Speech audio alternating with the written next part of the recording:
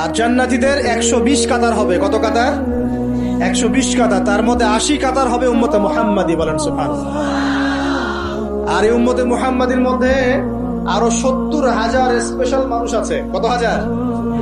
যারা বিনা হিসেবে বিনা আযাবে ডাইরেক্ট জান্নাতে যাবে ইনশাআল্লাহ। বলে দিব তারা কারা? 70,000। তবে অন্য একটা হাদিসে আসছে যে প্রত্যেক হাজারের সাথে আরো 70,000।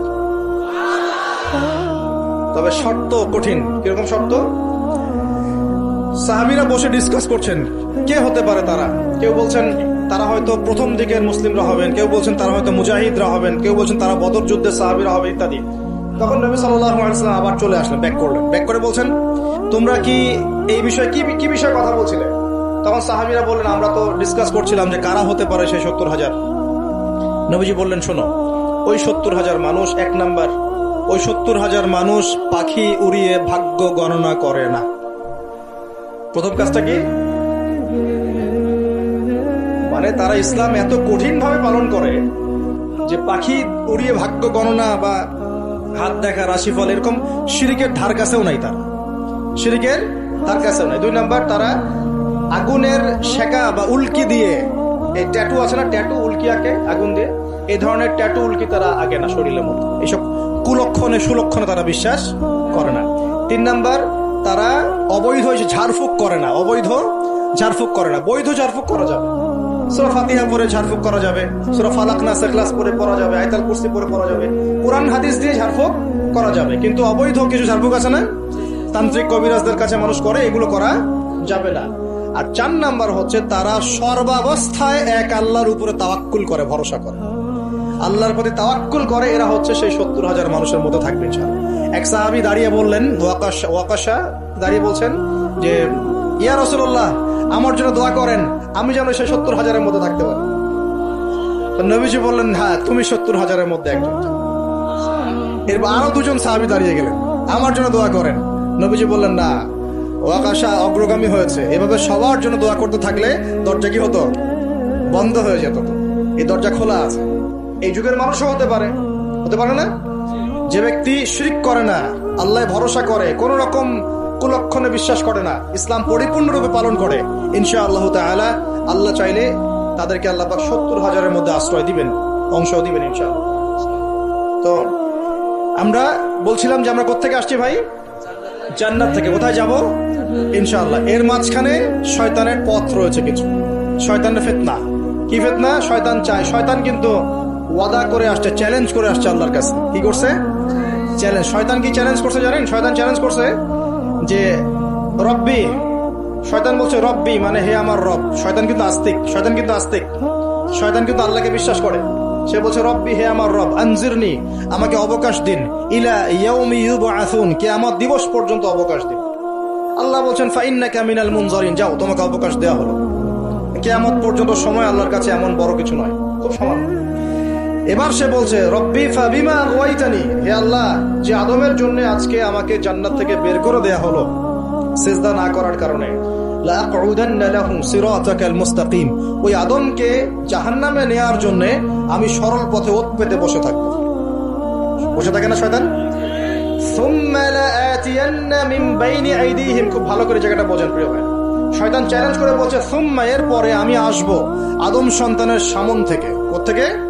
এই সামন থেকে মানে অর্থ হচ্ছে দুনিয়া, মানে আপনাকে দুনিয়ার সমস্ত ফিতনা এসে প্রলুব্ধ করে রাখবে। কারণ দুনিয়া চোখের সামনে দেখা যায় না, দেখা যায় দুনিয়ার অভাবের ধোঁকা দিবে, বেকারত্বের ধোঁকা দিবে, হতাশা, এইটা সেইটা, স্বামী স্ত্রীর ফিতনা, পরিবারের ফিতনা, সামাজিক ফিতনা, আপনাকে দুনিয়ার এই ফিতনা এসে ব্যস্ত রাখে না। এটা হচ্ছে সামন থেকে আসবে। ওয়ামিন খালফিহিম, পিছন থেকে আসবে। পিছন থেকে মানে আপনাকে পরকাল সম্পর্কে হতাশ করে দিবে, এবং পরকাল সম্পর্কে আপনাকে কুধারণা সৃষ্টি করবে, এবং পরকাল সম্পর্কে আপনার মধ্যে একটা গাফিলতি সৃষ্টি করে দিবে যে পরকাল না, পরে দেখা যাবে।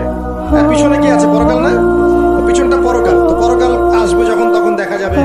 বৃদ্ধ হলে তখন তওবা করে নিব, এখনো কিন্তু তাড়াহুড়ার কি আছে, পরে দেখা যাবে শেষ বয়সে। এরকম করে আপনাকে ভুলিয়ে ভালিয়ে রাখবে পিছন থেকে। আবার হতাশ করে দিবে, আমার পরকালে আমার জান্নাত হবে না, আমি তো এত আমল করতে পারি নাই, আমার কি হবে, আমি আমার আত্মহত্যা ছাড়া কোনো পথ নাই, এভাবে হতাশ করে ফেলবে পিছন থেকে।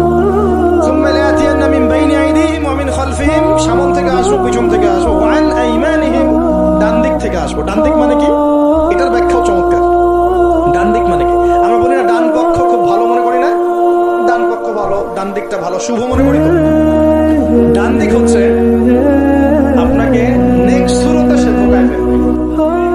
ডান দিক মানে কি?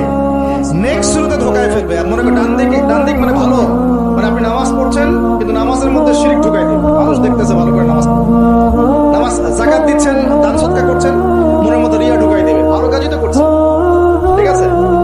মানে হ্যাঁ, এটাও ঠিক। ওই যে হালাল প্রেমের দিকে উদ্বুদ্ধ করার চেষ্টা ডান নেক্সট শুরুতে ধোকা, নেক্সট শুরুতে। হ্যাঁ, নেক্সট মানে আলেম হয়েছে মানুষ, সবাই একদম বড় বক্তা আলেম সব বলছে, মনের মধ্যে অহংকার, নেক্সট শুরুতে ধোকা, ঠিক আছে? বা মনে হচ্ছে যে এক ভাইয়ের গীবত তহমত সমালোচনা করাকে সে দিনের পথে সংগ্রাম মনে করছে, নেক্সট শুরুতে ধোকা। হ্যাঁ, এক ভাইয়ের সমালোচনা করা, গীবত করা, তার চরিত্র উদ্ধার করে ফেলা, এটাকে সে মনে করছে যে দিনের জন্যই করছে, ঠিক আছে? নেক্সট শুরুতে ধোকা। নেক্সট শুরুতে ডান দিক থেকে মানে কি? নেক্সট শুরুতে আপনাকে ধোকায় ফেলে দিই, ফেলছে না? ফেলছে। কিন্তু এটা কিন্তু ডেঞ্জারাস। এটা কাদের জন্য?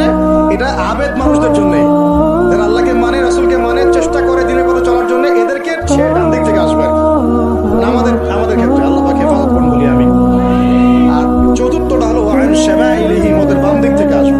এটা কেমন? এটা হচ্ছে ফাসিক জালেম শ্রেণীর মানুষ, যারা তাদের সামনে মদ, জুয়া, জেনা সবকিছু উন্মুক্ত করে দিবে, এগুলো বুঝলো ছোট হয়। এইভাবে চতুর্দিক থেকে শয়তান আসবে এবং বলবে, আল্লাহকে বলেছে ওয়ালা তাজিদু আকসারাহুম শাকিরিন, আল্লাহ আপনি বেশিরভাগ আদম সন্তানকেই শুকরগুজার পাবেন না। এটা কি বাস্তব না? এখন বেশিরভাগ মুসলিম নামাজ পড়ে না? পড়ে না। বেশিরভাগ মুসলিম যাকাত দেয় কি দেয় না? রমজান মাস আসছে দেখবেন বেশিরভাগই অনেকেই রোজা রাখবেন, আছে না? রমজান মাসে মানুষ বেপরদায় চলছে না? রোজা রেখেও মানুষ মাপে কম দিবে না? নামাজ পড়ে ওষুধ খাচ্ছে না? মানে বেশিরভাগ মানুষ কিন্তু সত্যি আল্লাহর পথে নাই। এই পৃথিবীতে বেশিরভাগ মানুষ বলছে আল্লাহর সন্তান আছে, খ্রিস্টানরা বলছে না আল্লাহর সন্তান আছে। তো বেশিরভাগ মানুষকে আমি পথভ্রষ্ট করে ছাড়বো, শয়তান কিন্তু বলে গেছে, এবং সেটা কিন্তু বাস্তব হচ্ছেও। আল্লাহ পাক অন্য সূরায় বলেছেন ওয়াকালিলুম মিন ইবাদিয়াশ শাকুর, আমার শুকরগুজার বান্দা খুব কম হবে। কি হবে? কম হবে। হাদিসের মধ্যে আসছে যে তোমরা 73 দলে ভাগ হয়ে যাবে। কত দল? তার মধ্যে একটা মাত্র দল জান্নাতে যাবে। কয়টা দল? মা আনা আলাইহি ওয়া আসহাবি, আমি যার উপরে আছি, আমার সাহাবীরা যার উপরে আছে। তো বুঝতে পারছি যে জাহান্নামে বেশিরভাগ মানুষই যাবে, অল্প মানুষই জান্নাতে যাবে।